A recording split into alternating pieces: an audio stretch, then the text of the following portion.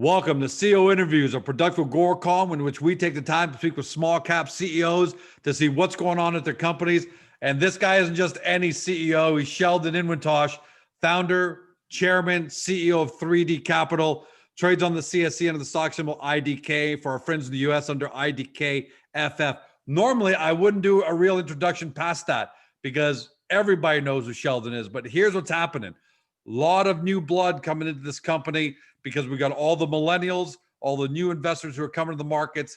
They're discovering IDK that today made another 52-week high, closed at 78 cents, another milestone. So here's what you need to know about Sheldon, because we don't want to take it for granted, and you deserve to know. He's a legendary financier in the small cap space. At his peak during the last cycle, he had financed hundreds of private and public startup companies. The fair value of those investments had reached about $800 million. The firm he commanded had a market cap north of $1 billion. There was $1 billion exit, another $1 billion exit, a couple of $500 million exit. The man knows what he's doing. Now with ThreeD Capital, he's providing investors with exposure to ground floor opportunities in small cap stocks in their very early stages, private disruptive technologies, companies that most of us can't invest in or don't even know they exist. So it's almost as if ThreeD Capital is acting like the ETF for small disruptive technologies. Sheldon, welcome to the show. Great to be here, George. Great to have you, man. Congratulations on another 52-week high. Thank you. Let's start off with that question. IDK continues to make new 52-week highs. What is it that the market is finally starting to realize about ThreeD Capital? Well, first thing, I think we're in a bull market generally, and I won't say rising tides rise all ships, but I believe that we're right in the sectors that count in today's world. And I think what people are starting to realize is that they might know an investment or two or three, certainly through our tweeting out of press releases and so forth, what interests us. But realizing that we have over 45 investments, we're going to be announcing over 45 investments, but we're about 42 or 43 right now, split approximately evenly between disruptive technology companies and junior mining and precious metals, which really are all in secular bull markets. And as well, these companies are really breakthrough technology. So I think there's sort of a seeping a realization that there's a lot more here than meets the eye. And despite the fact you're at 52-week high, and we don't speak about, whatever people do at home, make their own investment decisions, that's their own, but your market cap is around $25 million. So fair to say, Sheldon, that you got bigger things planned for ThreeD Capital next 12, 24 months? I really like where we're positioned today. I feel that we have a platform that can really rival what I certainly did at Pine Tree. And I think that the potential, as we continue to aggressively make new investments, so we're not sitting idle, we're taking advantage of opportunities that are coming our way. Our deal flow is phenomenal. And when I say that, it's the quality of the companies that really corporations, or young companies, emerging companies, really want our involvement. And so for that reason, we are being shown really best of breed, opportunities. And have you noticed a shift? It's like another level up. It's almost like the gear shifts are going higher, and the quality of companies that are out there. You talk about disruptive companies that are real. They got real businesses. They got real revenue. I think it's a really exciting time if you can find those companies at the beginning stages like ThreeD Capital does. You know what? It's sort of great to be alive in this business today. It used to be that, well, maybe the Dow went up, gold fell, so you'd have big caps and then you'd have no caps that weren't doing anything. And then now you have a market where you have precious metals rising, big market, big cap stocks rising. Goldman Sachs was up $14 today. And yet, you have all these companies in the EV space, the electric vehicle space. You have all these companies, even the oil and gas industry is starting to come to life. So really, there are so many opportunities. I wish we had more capital, because the opportunities that we see out there, nothing's guaranteed, but high probability of success. And so we're just happy we're positioned with the companies that we are positioned with, and tremendous management teams. Well, let's talk about some of those, because your Midas touch seems to have been in overdrive lately, Sheldon. Incredible news and incredible gains in the companies that we publicly know that have been disclosed for that ThreeD capitalist positions. And let's talk about three of them. There's Peak Fintech, there's Loop Insights, and maybe HPQ Silicon. You found all of these at very early stages. Give us your 1-minute summaries on how you see Peak moving forward. Then we'll move on to the other ones, but how you see their future unveiling. Well, Peak put out a phenomenal press release today, really. And I have to give so much credit to Joseph Joseph. What he's accomplished this year in a very difficult market, being China, and the quality of his team and the deals and wins that they are getting are really spectacular. And I believe that the potential of this company could be, you hate to use the words, Alipay or Alibaba or JD.com or any of these massive companies out of China, but they all really created their market cap in a very short period of time.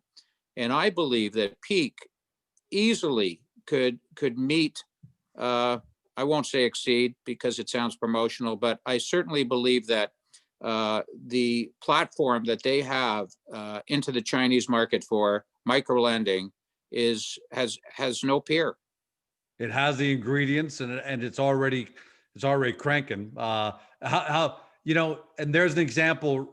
If I have to talk to people at home for a second, which is Sheldon found Peak very, very early on, aggressively invested in it, took a position as an advisor, and now everyone's a Peak expert at the end of the day. But you were there when nobody else was looking.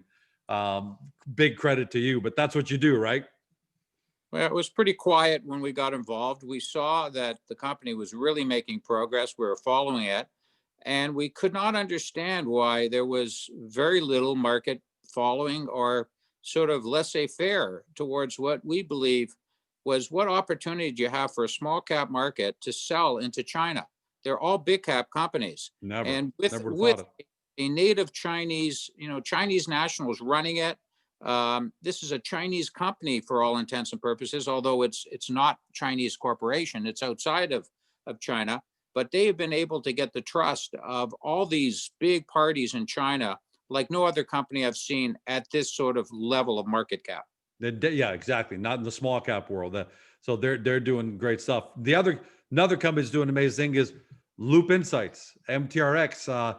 You found that right at the beginning. I mean, you were invested in that right at 6 months ago when people could only dream about it. Has it lived up to your expectations? I'm sure it has, but where do you see Loop going? Well, George, I got to give some credit where credit is due. It was one of your clients. I think what I'm just going to do is invest in the Agoracom index because you have so many clients that are just knocking it out of the park. Unfortunately, we couldn't own all of them. But yes, you were very excited by the concept of Loop at the beginning. In fact, it wasn't even a client of yours. It was just becoming a client. And we had a conversation, Jackson, my son, and I, with the CEO and founder, Rob Anson, who, by the way, is the hardest working CEO without question. Johnson, don't worry, you're a close second of the companies that we're involved in. And, what other company puts out a material press release almost every other day? And it's a company that's done tremendously well. I'm not going to complain that it should be worth more than what it is, but the potential on this company for 2021 is 10 times. It's a 10 bagger from here, in my view. And it's a very special company of what it's trying to achieve and who else is in that space. And the opportunities on the verticals that come to it based on its core technology just keep compounding. And I'm surprised every week when I see these announcements that come out of the company. I mean, that NTT data press release, did that just take it over the edge for you in terms of the global validation now? I mean, they're doing so well locally with likes of TELUS and other deals like that, but that global validation, what did that mean for you to see that cross the wires? again, here you have a small company based out of Vancouver. Normally you sell into Canada. It's your prototypical market. They had TELUS, tremendous. But everybody's always thinking, well, it's very localized. But this company has broken the barriers of Canada. Certainly it's got US customers. It's done bubbles that are really so crucial in today's world of contact tracing. It's gone international with other wins, and to get NT&T, which is one of the best of breeds and highly respected companies, is a major achievement both ways. In that the company has a major market potential, and any one of their clients could roll this out, and it would be a major win for Loop. But for NT&T to respect all the protocols that Loop has and do a deal of this nature is, you got to give Loop a lot of credit for what they have and respect them for that. Yeah, that definitely was a big win because for me, third-party validation, I don't think I've seen a small cap company other than Peak. It's amazing to see two of them in the same half of the year achieve those that kind of international validation is unbelievable. And the last one maybe eight, and then we're going to go into some of your new ones. But the last one, HPQ Silicon, a little quieter of a company, right? They stay quieter, but you again were making investments early in this company. What do you think of what HPQ achieved this year, especially that first order from a global auto manufacturer? Yeah, I think it's a very underknown and underrated company, but the market cap just keeps creeping higher and higher and higher. And we're talking about the EV space, and we're talking about a technology through materials that is extremely disruptive, and the potential that their new technology involving silicon has in the battery market is mind-boggling. And to now have a partner like Pyrogenesis that has solved the rocket science issues, if you will, and Pyrogenesis has a track record this year, which is phenomenal, of showing that they can actually do rocket science, is a testimony that this technology has sponsorship with a company that has a track record. And together, I think that, they each basically have 50-50 of the joint venture. The potential is just blue sky to lead into our next company. And by the way, I'd like to give a shout out to Gamble Esports International, a company, again, Georgia, you brought me 3 years ago. GMBL. Yeah, at time it had its pain. It was a survival project. Yes, today it had a tremendous day, and the deals that they're winning are tremendous. And again, testimonial to the CEO, Grant Johnson, who just basically grinded it out when things were very, very difficult. And even coming public in the COVID environment, was able to get it over the line. And it sort of has climbed this wall of, well, the newbie on the block. Everybody talks DraftKings, but you have a company here that really could get wheels on it. So I just wanted to shout that out. I'm an advisor to GMBL. Yeah, that's a great one. Thanks for bringing that one up. And by the way, Sheldon, I may source some of these for you, but at the end of the day, you serve as the greatest. A lot of times you're my echo chamber. I kind of look for you to give me your opinion on things to make sure I don't have it wrong. And ultimately, your research, your due diligence is what gives me the confidence. So thanks for the great words, but you're great. You're great. Someone to bounce it. No one better to bounce these things off. Oh, thank you, George. It's a good team.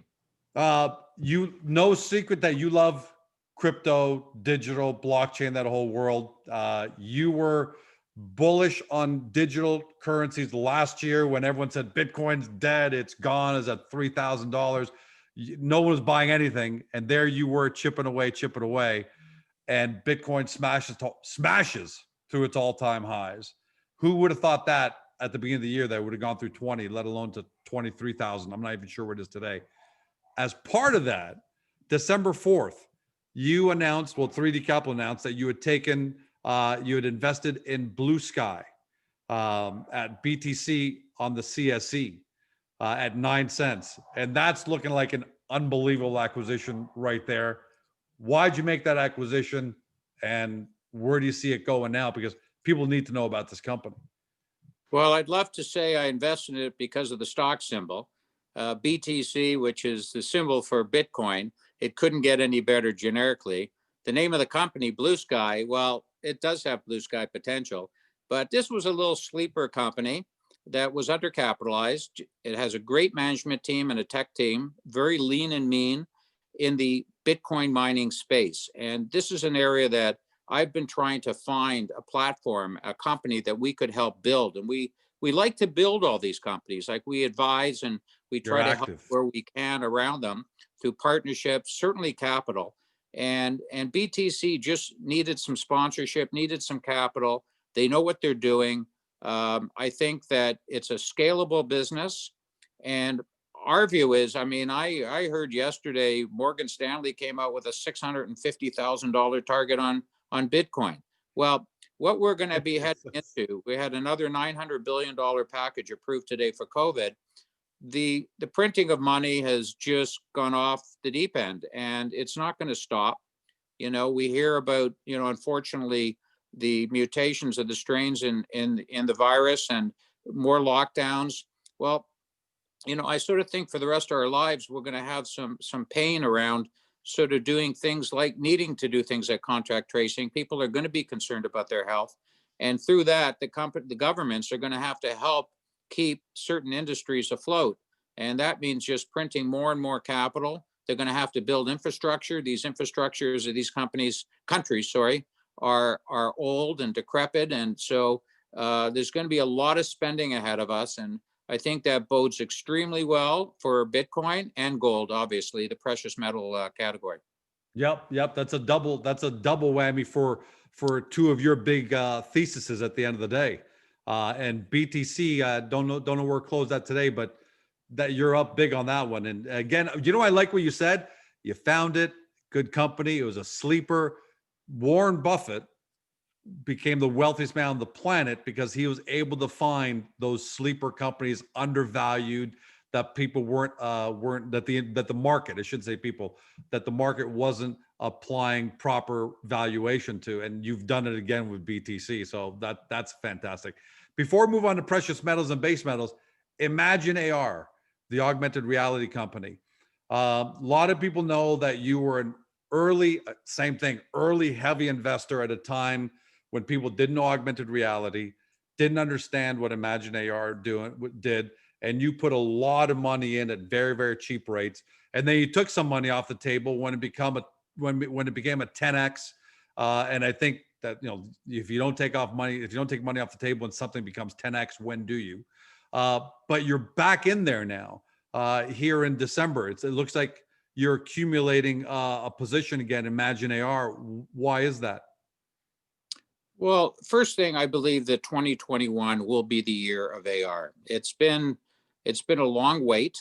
It's an industry that has had a lot of hype in the past, but really practically now, and certainly in this whole digital revolution or evolution, has its place. The CEO, Alan Silverstein, has done a tremendous job. He's announced some great deals, and the market has sort of ignored it. And, you know, we're looking at it and we feel that the time is right to start accumulating again. We're basically in there almost every day now, and we're going to continue to support the company because, you know, at some point here, they're going to crack it wide open on some deal, some transaction. They just did this Santa virtual Santa Claus, which the last time they had done something similar like this, the company went viral with Flo Rida in Broward County giving out certificates. Santa is bigger than that. The market's not really responding to it, but that's okay because you want to buy when things are quiet, and things are quiet now. But I have the greatest respect for the management team and the potential of this market. And there's another company that's become validated internationally, Valencia. Massive soccer team. Real Sociedad, massive soccer team. The international superstar singer out of India. So they too are starting to get international validation. So it's amazing the companies that you find, Sheldon, because they're not just winners locally, which would be fine, right? We got a massive local market just in Canada and even North America. But if you go international, then the world is their oyster. So love that. Let's move on to precious metals, because that's almost that's where you grew up, right? That was your baby for the longest time, and you're never going to forget it. You're there, as you said earlier. You're probably going to be about 45 investments for 3D, pretty much evenly split between tech and junior mining. What's new there? What's your outlook on prices? I know you kind of touched on it with what you said about printing of money, but where do you see demand for base metals and the price for precious metals going forward? Well, first thing, base metals, copper's made an all-time high. We have been extremely active in the last 45 days in finding new investments in the precious metal space and in the copper space, and we'll be disclosing those in our numbers when we do our total new investments in these verticals. We believe that copper has a tremendous future, and it's a subset of the same space sort of as gold, except copper has utility, much more industrial utility. With gold and so forth, there's been a huge consolidation here, so it's gone quiet. Many stocks have quietly gone higher, but we believe that the junior space in the precious metals environment is still underloved, substantially underloved. Oh yeah. And there's an opportunity still to do great investments at very small market caps. And we've been very aggressive there because we had to play a catch-up game because, we had a number, but not as many as I would have liked us to have. And again, our deal flow has now really exploded there. And we've got some exciting things to disclose and talk about in the coming weeks. Yeah, and gold. I was just clicking here while you're talking. Gold actually crossed 1900 today. It closed at 1880. But this consolidation, because you're right, over the summer, gold was moving. Junior mining companies were flying. It was harder for you to get in. So, do you consider this a great window of opportunity for investors? And if they're not able to do it, a great window of opportunity for 3D Capital making these acquisitions and taking these positions in these companies have kind of quieted down, despite the fact that metals prices have stayed pretty high, pretty close to 52-week highs. Yeah, I mean, you use the word ETF of juniors. ETF seems to denote, passive investments. We're not passive at all. Even in our precious metals investments, we're pretty active around those companies. We're involved with the management teams. We help them get capital. We obviously put up our own capital, and many times we're the lead investor. So we're very, very positive. And again, as capital permits, we are going to continue to invest in the precious metal small cap space. So Sheldon, the last question for you is, we kind of went over in the last interview, but you made it official. You recently announced specifics about your net asset value of 3D Capital. So we won't go over that part again. For everyone new, they're going to be releasing net asset value every month as opposed to waiting for the quarterly financials, which would go stale. Can I make an inference there?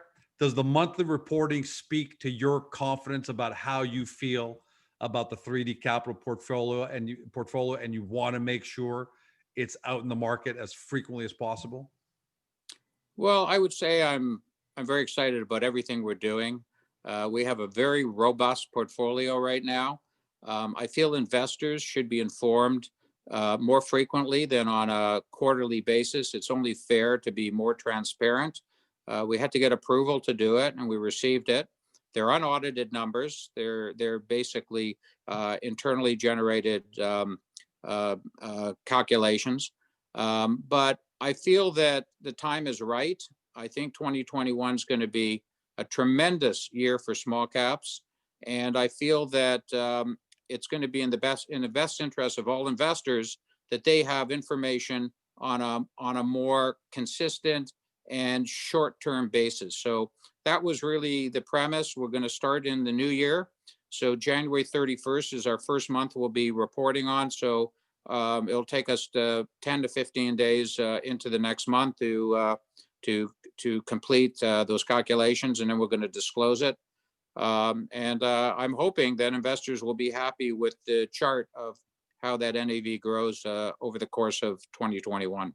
I can tell you as a shareholder, I'm excited about it because I don't know the net asset value any more than all investors, whatever you released in the last quarter, but that's 60 days old, going back to a period. It's just way back there. So I'm excited personally, and I can't wait to see how it grows every month. But that decision to make that happen, Sheldon, that's going to give us a reason at the very least to be on every single month together.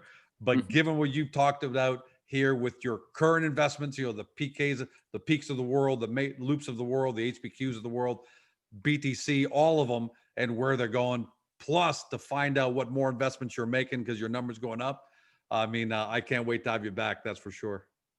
Yeah, we're pretty excited. Thank you, George, for having us. And congratulations again, Sheldon, on another 52-week high and still just a $25 million market cap. So, the sky's the limit with the kind of investments you're making. And I think everyone's got to be doing their due diligence to stay on top of this. Thank you, George.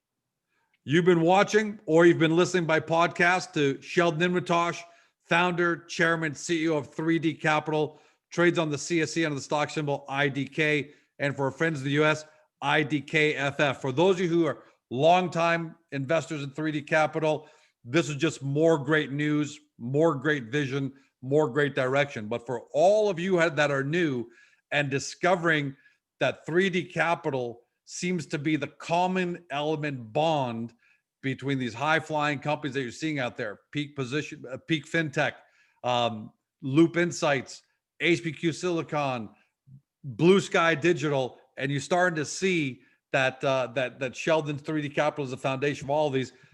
Do your due diligence because he's making other investments right now, and investors in ThreeD Capital are going to get the benefit of the lift of all of those. So hopefully today, for everyone new, you discovered your next great small cap fund pretty much, even though it's a stock, but it's similar to an ETF for small cap, disruptive, great companies. Thanks for joining us.